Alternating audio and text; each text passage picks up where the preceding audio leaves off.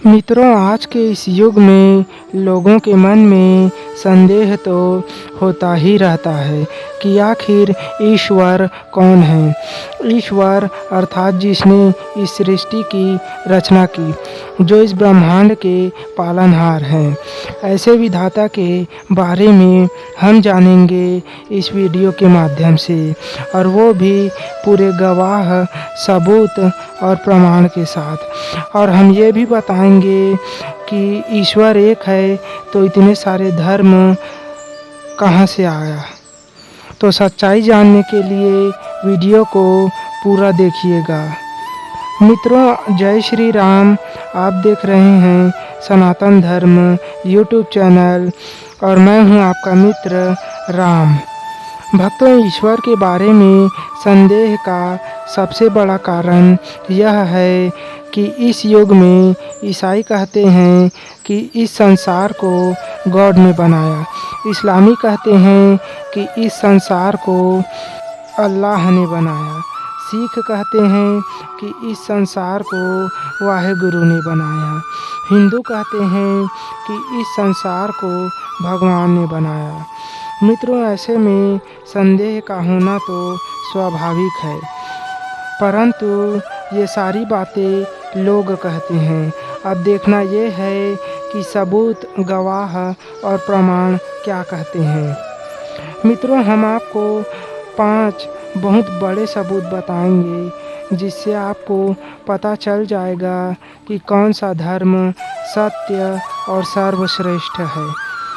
सबूत नंबर 1। मित्रों, आप दुनिया के किसी भी धर्म का इतिहास पढ़ लीजिए। दुनिया के सभी धर्म ज़्यादा से ज़्यादा 2 से 3 हज़ार वर्ष ही पुराने हैं।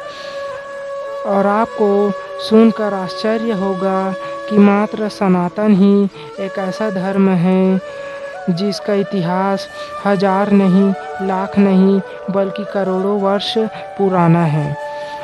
और इसका सबसे बड़ा सबूत है हमारे वेद पुराण।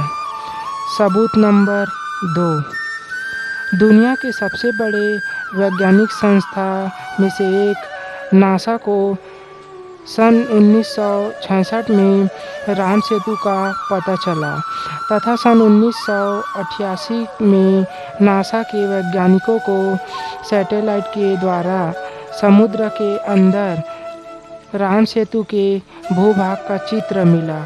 मित्रों, आज से 4 लाख वर्ष पहले त्रेता युग में भगवान श्री राम ने राम सेतु को बनवाया था। मित्रों, इतने विशाल समुद्र में पत्थर का पुल, सेतु या ब्रिज बनाना मनुष्य के लिए असंभव है। यह तो केवल भगवान ही कर सकते हैं। इससे ये सिद्ध होता है कि श्री राम भगवान ही थे। मित्रों, और समुद्र में पुल बनाने के लिए बहुत ही उच्च कोटि का ज्ञान और विज्ञान की आवश्यकता है, जो विज्ञान हमारे वेदों और संस्कृति में कूट कूट कर भरा हुआ है। मित्रों, राम सेतु के सबूत से ये पता चलता है कि रामायण में लिखा एक एक शब्द पूर्णतः सत्य और विश्वसनीय है। मित्रों, दुनिया के अन्य धर्मों में जिन्हें वे ईश्वर मानते हैं, वह सत्य में ईश्वर है या नहीं, इसका कोई पक्का सबूत तो नहीं मिला। परंतु सनातन धर्म में भगवान राम को कोई साधारण मनुष्य नहीं है। वह मनुष्य रूप में स्वयं भगवान है। और इसका सबसे बड़ा और जीता जागता सबूत है राम सेतु। सबूत नंबर 3। मित्रों, इस रिपोर्ट में जो सच हम आपको बताने जा रहे हैं, वो वाकई में आपको हैरान कर के रख देगा। मित्रों, नासा ने अंतरिक्ष में अपना एक मिशन को भेजा, जिसका उद्देश्य उसके पूरे सफ़र के दौरान सुनाई देने वाली ब्रह्मांडीय आवाज़ों को रिकॉर्ड करके उनका विश्लेषण करना था। मित्रों, नासा के यान से प्राप्त हुई साउंड रिकॉर्डिंग को 3 वर्षों तक अध्ययन करने के पश्चात नासा को जो ध्वनि सुनाई दी वो थी ओम की ध्वनि। जी हाँ मित्रों, आपने सही सुना, वो ध्वनि ओम की ही थी।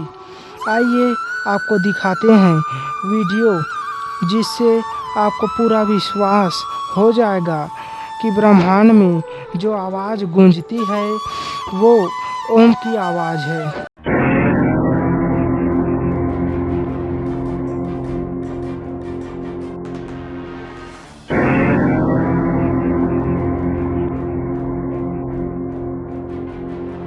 मित्रों, ओम की ध्वनि का संबंध सनातन संस्कृति से है और यह एक महामंत्र है जो सर्वप्रथम भगवान शंकर के डमरू से उत्पन्न हुआ। और कुछ तो ये भी कहते हैं कि भगवान द्वारा ओम की ध्वनि से ही संसार का जन्म हुआ और शायद इसीलिए अंतरिक्ष में ओम की ध्वनि गूंजती है। मित्रों, इससे यह सिद्ध होता है कि सनातन धर्म ही सर्वश्रेष्ठ है। सबूत नंबर 4। मित्रों, महाभारत युद्ध को लोग काल्पनिक मानते थे, परंतु युद्ध के मिले अवशेष से बड़े वैज्ञानिकों के होश उड़ गए। उनमें से अर्जुन का चक्रव्यूह, भाले, तलवार, धनुष बाण और रथ इत्यादि अवशेष मिलने का वैज्ञानिकों का दावा है। पुरातत्व विभाग के अनुसार यह अवशेष 5 से 6000 वर्ष पुराने हैं और महाभारत युद्ध भी लगभग इसी समय में हुआ था। मित्रों, इन सबूतों से यह सिद्ध होता है कि महाभारत युद्ध कोई किस्सा या कहानियाँ नहीं, बल्कि यह पूर्णतः सत्य है और श्रीमद् भगवद गीता महापुराण में लिखा एक एक शब्द पूर्णतः सत्य है। जबकि अन्य धर्मों की बात करें तो उनमें इस तरह का कोई पक्का सबूत किसी को नहीं मिला और न ही अन्य धर्मों के ईश्वर का कोई अनोखा इतिहास मिला। सबूत नंबर 5। मित्रों, इस 5वें सबूत के बारे में जानकर आपके होश उड़ जाएंगे और आपको यकीन हो ही जाएगा कि आखिर ईश्वर है तो है कौन और कौन सा धर्म विश्वसनीय है। मित्रों, श्रीमद् भगवद गीता महापुराण के अनुसार जब भगवान विष्णु के मनुष्य रूप कृष्ण लीला पूरा होने के पश्चात भगवान श्री कृष्ण ने धरती छोड़ने से पहले अपनी विशाल नगरी द्वारिका को समुद्र में डुबाकर देह का त्याग किया और बताया जाता है कि यह द्वारिका नगरी आज भी समुद्र में है। जी हाँ मित्रों, आपने बिल्कुल सही सुना। मित्रों, सन 2018 में गुजरात के पास पश्चिम की ओर समुद्र के 40 फीट नीचे पानी में जब मीडिया को द्वारिका की नगरी दिखाई दिया तो उनके होश उड़ गए। मित्रों, द्वारिका की नगरी आज भी समुद्र में है जो बिल्कुल टूट फूट कर बिखरी हुई है, परंतु इनके अवशेष आज भी हैं और ये हम बिल्कुल नहीं कहते, ये तो मीडिया के प्रमाण और सबूत कहते हैं। इन सबूतों से ये पता चलता है कि श्री कृष्ण भगवान ही थे, क्योंकि इतनी विशाल द्वारिका राज्य को कोई साधारण मनुष्य पानी में नहीं डुबा सकता, यह तो केवल भगवान ही कर सकते हैं। तो मित्रों, तमाम गवाहों और सबूतों से ये पता चलता है कि इस संसार में जो असल में ईश्वर है वो केवल ब्रह्मा, विष्णु और महेश अर्थात शिव है, जो भले ही अलग अलग रूपों में विभक्त है, परंतु ये सभी एक ही तत्व हैं जिन्हें त्रिदेव के नाम से जाना जाता है। तथा दुनिया में केवल एक ही धर्म है जो बिल्कुल सत्य और पूरा विज्ञान है, जिसे सनातन धर्म कहा जाता है। और ये हम नहीं कहते, ये तो सबूत और प्रमाण कहते हैं। अब आप चाहें माने या ना माने, पर सत्य तो यही है। मित्रों, अब आपके मन में ये भी संदेह होगा कि जब सनातन धर्म ही सत्य है तो दुनिया में इतने सारे धर्म क्यों हैं? ये धर्म कहाँ से उत्पन्न हुआ? तो इसका उत्तर सुनिए।